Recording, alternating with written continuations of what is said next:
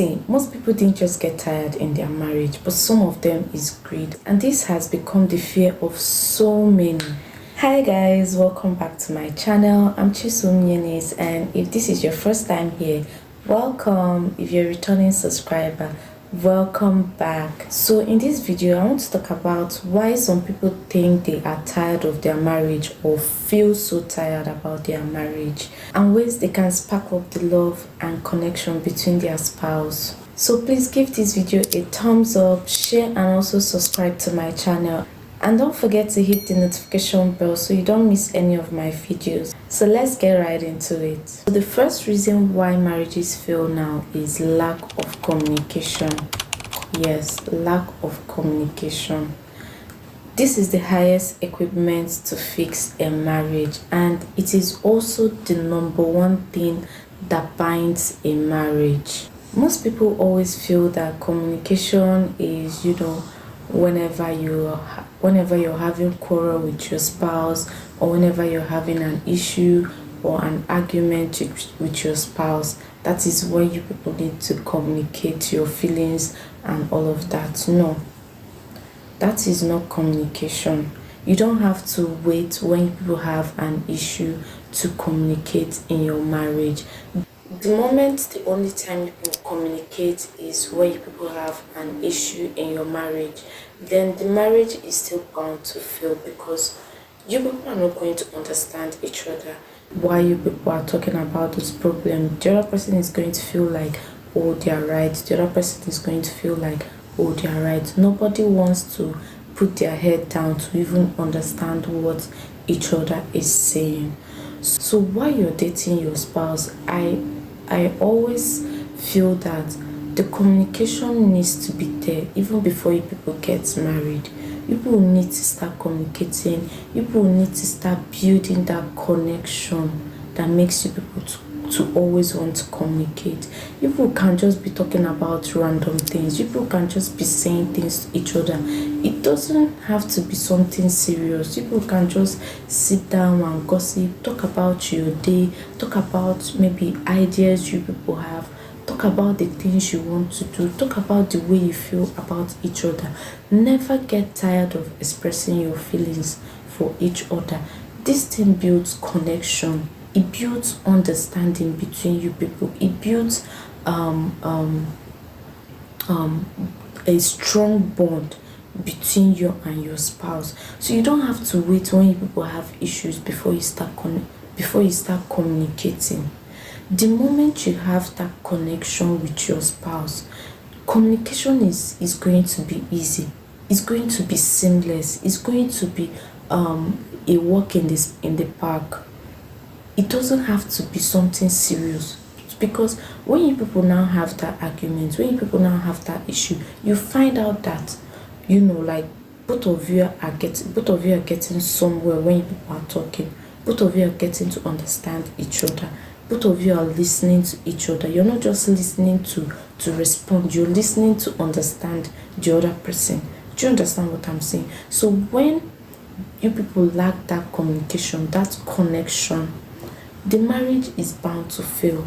So one thing I would advise that you start doing is to start building connection and bond even before you people get into the marriage stage. Build it as a partner, as you people are dating.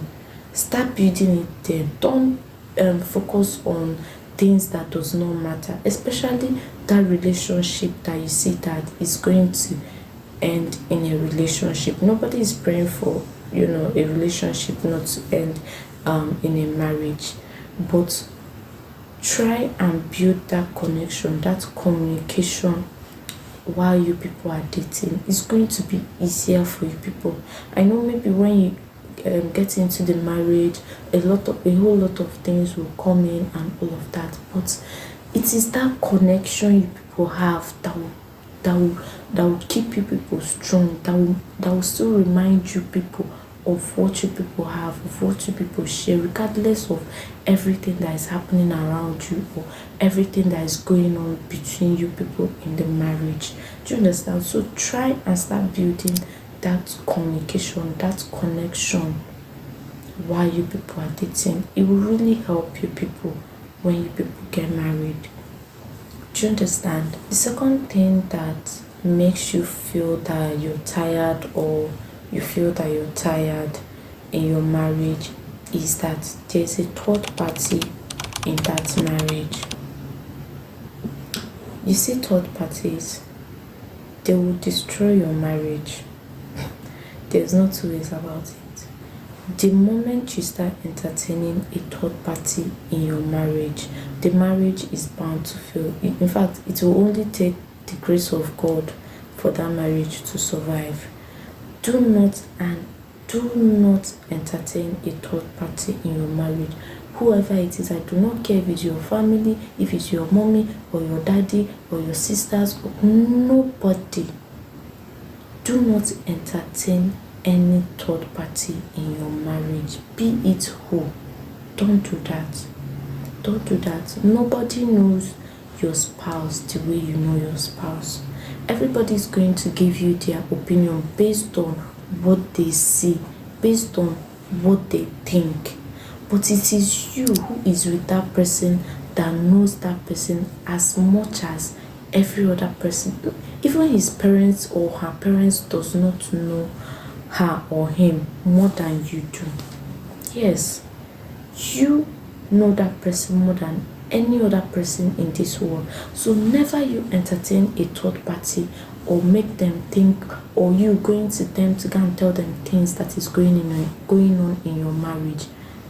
They will definitely spoil that marriage for you.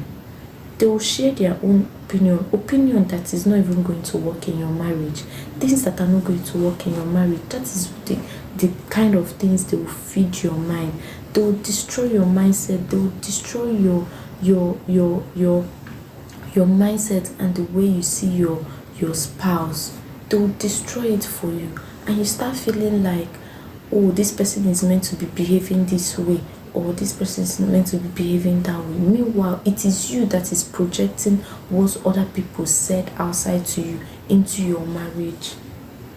So the moment you start entertaining that third party, is bound to fail because they have twisted your mindset towards your spouse. So never you entertain a third party in your marriage. It is very, very bad. Like, it is the worst thing you can ever do in your marriage. Never you try it. Don't you ever entertain a third party in your marriage. This is like this is the if you look at the divorce cases, you find out that like 70% of the divorce cases that have been happening, it is because of a third party. Third party really destroys marriages. So never you entertain a third party in your marriage. Learn to understand the person you're with. Learn to know the kind of person that you're with, your spouse. Understand the person. The first 5 years of your marriage, or even 10 years, is for you to understand the person you're with. Learn the person so that it will be easier for you to navigate a lot of things in that marriage. But if you do not understand the person you're with, everybody outside will tell you what they want you to hear or what you want to hear, which is very bad. So try and understand the person you're with so you don't have to entertain a third party in your marriage. It will really spoil your marriage the moment you start entertaining them. And never you go outside to talk about the things that is going on in your marriage. It's very bad. It is because of the things you say and the way you project that to your marriage. That is why they are giving you those opinions that they are giving you. But the moment you and your spouse, both of you understand each other, you find out that you don't even need a third party in the marriage because both of you understand each other. Them, they don't know you. They can only give you advice. You already know the kind of advice you should take in your marriage and the kind of advice you should be trashing. So learn to understand your partner. Always learn to understand your partner. It's really, really important. It's really important because it is because you do not understand that person. That is why you are always seeking for advice outside or seeking for a third party to come and meddle into you people's marriage. Don't do it. It's bad. Sit down today, talk with your partner, learn the kind of person he is or the kind of person she is. Try to understand the person. Try to understand the person and see how your marriage will flourish. Yes. And my third point here is not being appreciative of your partner. Not being appreciative of your partner. Now, when most people get married, they start feeling like, oh, it's their spouse right. That entitlement mentality. It is their spouse right to do this and do that. Why is he not doing this? Why is she not doing this? She's the one that is meant to take care of the baby. He's the one that is meant to provide for the family. Those kind of things. That entitlement mentality. The moment you start having it in your marriage, my sister, my brother, it is bound to fail. Do you know why? Because the other person, your spouse, will be feeling like you're not doing enough, or the other person will always feel like they're not doing enough. And this is very bad. No matter what you feel that your spouse is meant to do, the moment they do that, always appreciate that person. No matter how small that person, no matter how small the thing that person did, always appreciate that person. Always appreciate that. Never you stop appreciating your spouse when you people get married. This see finish mentality is very bad, because you've seen that, oh, this person has to do this, or you've seen everything about the person and you feel like, oh, they do not deserve it. They do, because it is not everybody that is going to put up with you the way they put up with you. It is, in fact, nobody is going to put up with you the way they put up with you. Nobody. But they are doing it regardless. So why won't you appreciate that person? Just because you feel like, oh, it's your wife's responsibility to take care of the kids, clean the home, arrange everywhere, and you feel like you cannot appreciate her for that. It takes a lot to do that. You need to appreciate the woman, no matter what. Even if it's just, oh, hi, baby, thank you. You've really done so. You don't even need to buy the person anything. You don't need to. Just your kind words will go a long way for that person.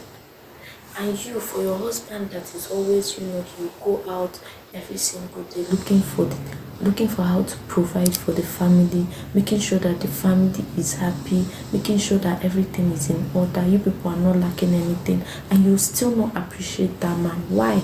Do you think it's easy? Do you think it's everybody that goes out to appreciate, to provide for their family? It is not everybody that does that. So you that your husband does that, you make sure that you people are okay, you people are happy, you people are not lacking anything. Why won't you appreciate that man? You can just call him and tell him, oh baby, I'm so happy, I'm so grateful to you. Thank you for everything you do for us. Thank you for always providing for us. Thank you for always making sure that we're happy. All these little things you see will make him to even do more. He will make him to even make sure that you people are okay. He will make sure that you people are well, okay. You people are doing very well. The more you appreciate your spouse, the more they are willing to do more. The more they are willing to invest. The more they are willing to put in their best into the marriage, into the relationship, into the home. Never you stop appreciating your spouse. It is a sin. Yes, it is a sin not to appreciate your spouse. Keep appreciating that person. It is not easy in this world that we are in. It is not easy to find a good person. So if you know that person you're with is a good person, never you stop appreciating the person. You see that person will want to do more for you. You see that person will make it their priority to make you happy, to make sure that you're fine, to make sure that you're doing well in anything or everything that you're doing. They will never want to stress you. They will never want to disregard you or disrespect you. So keep appreciating that person. So far you know that person is a very good person. Keep appreciating the person. And God will even reward you. God will definitely reward you. And my fourth point here is that you do not have a forgiving heart. And my fourth point here is not having a forgiving heart. See, the moment you decide you want to get married to somebody, you should start forgiving that person in advance. Yes. You need to start forgiving the person in advance for everything they will do to you. Because the moment you start carrying those things in your heart, you see that you will no longer love the person. You will no longer have feelings for the person. Whatever the person does irritates you. Whatever the person does annoys you, because you're carrying hatred towards your spouse. And it's very, very bad to carry hatred or to carry a bad feeling for your spouse. It's very bad because you're endangering their life. You're endangering their spirit too. You need to forgive your spouse, whatever he or she does. You people can talk it out. Never you go to bed with a heavy heart or carrying things that the person did to you in your heart before you go to bed. Try and trash it out. Even if you cannot trash it out that night, make sure that the next day you people are back to base. You people are okay. Never you let your spouse leave the house and you're angry with that person. No, don't do that. It's very bad.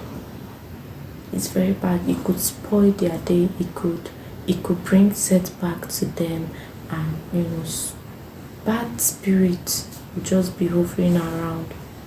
So you need to forgive that person, whatever it is. You can talk it out. Tell the person, oh, you did this, and you don't have to say it in exchanging words or talking down on the person or insulting the person. No, you don't have to do that. Just call the person one side.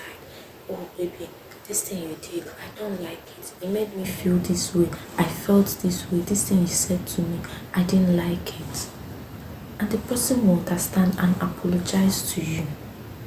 It doesn't have to be tug of war every day. So have a forgiving. The moment you decide that you want to get married to that person, always say to yourself that no matter what this person does to me, I will forgive him or I will forgive her. Don't go to bed angry with your spouse. This is why it is always good to always communicate. This is why it's always good to have that connection. Because this will help people to always trash out issues. This will help you to always make sure that you're not carrying anything,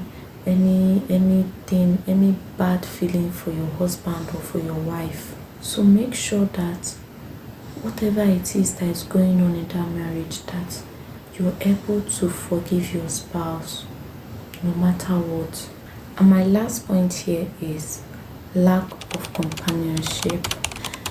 A lot of people go into marriage thinking that marriage is all about, giving birth, having sex, going out, coming in, taking care of the kids and all of that. The main purpose of a marriage is companionship. Yeah. You see those kids that you give birth to and you feel like they are the most important thing in the marriage. I'm not saying they are not important. Yes, they are. They are your kids. You love them. They are your sweethearts. They are the love of your life and all of that. But one thing I want you to know today is that one day your kids will no longer be with you. Maybe they're in their husband's house, or they are married to their wife, they're living in their own space, in their own house and everything. So who is going to be with you? Your husband or your wife? Most people do not think about the future. They only think about now. You're only thinking about now. Think about the future. Okay, you're going to say, oh, that your kids are going to take care of you when you're old. Your kids will never understand you when you're old, because you're not in the same space with them anymore. But you see, when your spouse are there, it makes life more easier for you. You have somebody to talk with, you have somebody to discuss and chat, you have someone to reminisce with things you people did when you people were younger and all of that. There are some people that when their spouse leave them, maybe they died and all of that, they cannot stay again, because those people, they have kids, yes, but they know that their kids cannot comfort them the way their spouse is going to comfort them. So start thinking about the companionship in marriage, and not just thinking about, oh, marriage is just marriage. No, it's not just marriage. It's all about companionship. It's all about having someone with you in your worst days, in your happy days, in not so bad days. This is the person that is going to be with you. This is the person that is going to understand you. But most people think marriage is all about, let's go there and have fun, or let's go there and give birth. It's not. And that's why most times the marriage fails, because all they are thinking about is now. Most people the moment they are done with the wedding, everything is gone, because all they focused on was just the wedding. Think ahead, start thinking ahead. Stop thinking about now. That person you want to marry, is someone that you know that you want to spend the rest of your life with. Don't just do it because of the things you're getting from the person now. Do it for your future. Do it for your old age. This our generation, we're not thinking about old age, we're only thinking about now. We always think that we're going to be young forever. No, we are not. We won't be here forever. We won't be young forever. So whatever decision you're making now, make sure it's something that is going to benefit you later in life. Make sure the person that you're deciding to marry now is someone that you want to be with when you're old. Stop thinking about now. Old age, there's something called old age. Our generation does not know it. We only think about what is going to happen now, what we're going to get now. The moment you remove the companionship in the marriage, trust me, it will shake. That marriage is going to shake, because it takes a lot of investment. It takes a lot of sacrifice to build companionship. It is not something that happens overnight. So if you know you cannot make those sacrifices, if you know you cannot bring out that version of yourself to make it to work, it's not going to work. I even see a lot of people, when they want to get married, they will say, oh, if it doesn't work, we're going to divorce. Of course you're going to divorce, because you already said you're going to divorce. How do you expect it to work? How do you expect the marriage to work when you already have the mindset that you're going to move out the moment it doesn't work? It means that you do not even want to make it to work. It means that you don't want to put in the effort. It means that you don't want to make the sacrifices to make it to work. When you open a business, you try everything so hard to make it to work, to make the business start paying you, to make the business work for you. That is the same way you should invest in your marriage and make it to work. Those sacrifices you make for your business, make it for your own marriage so it will work. It's not a bed of roses. I'm not of the opinion you should make sure that the person you want to marry, you love that person so much. I'm not of the opinion that love is not enough. Love is enough. Love is enough. Love is just like the seed. You keep watering it. You keep watering that love so it will grow. There are people that when they got married, the way they love their spouse now is not the way they loved their spouse when they initially got married. But because of they have made those sacrifices, they have invested, they have put in the effort to make it to work, you see that the love started growing. You need to keep working. See, the way your relationship was when you were dating is not the same way it's going to be when you're married. Marriage is when you start. That is even when the work starts. The one you were doing when you were dating, that one is even another part of relationship. It is when you get married to that person, that is when the actual work will come, because that is when the devil will come. Yeah, that is when the devil will come. The devil does not want you to be happy in your marriage. So you need to, marriage is so spiritual. Like, it is deeply spiritual. So you need to put in the work. You need to make sacrifices. You need to pray like your heart, pray like your life depends on it. Because the devil wants every day you're hearing divorce, it is because the devil does not want it to work. A lot of people are against marriage now in the spiritual realm, actually. That is why every day when you wake up, you hear, oh, this person is divorced. Even that one that you're even looking at, saying, oh, these people's marriage is so beautiful, they will come out tomorrow and tell you that they're going their separate ways. Have you not sit down to ask yourself, why is this thing not working anymore? It is because the devil's hand is there. Made the place. So you that you know that you have a good partner, keep praying. Pray like your life depends on it. Keep working hard to make it to work. Put in that effort. Don't just sit there and be like, oh, if it doesn't work. No. Say to yourself that it's going to work. And anybody that says it's not going to work, send it back to the person immediately.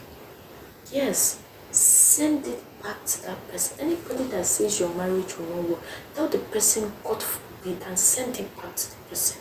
It is their own that will not work, but your own will work. Say that to yourself. Have a positive mind about your marriage. Don't just allow anybody to influence you. Nobody is like your spouse. Nobody. Don't go and be wishing for other people's marriage or in your own marriage. You don't know how they are living there.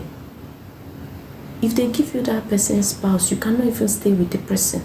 So make intentional efforts. Be deliberate about it.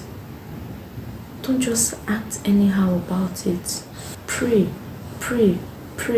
so hard. Pray so hard.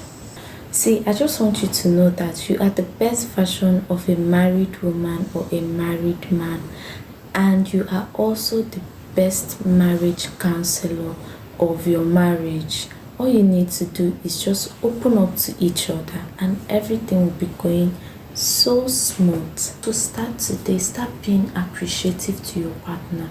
Start respecting your partner. Start adding values to your partner. Start understanding your partner. Stop allowing third parties into your marriage.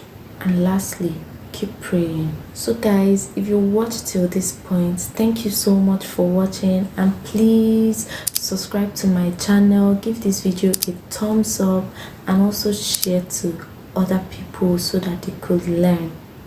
And I'll also love to hear your thoughts about marriage and the things you feel like and the things that makes you feel that marriages fail now. And I'll see you in my next video. Bye.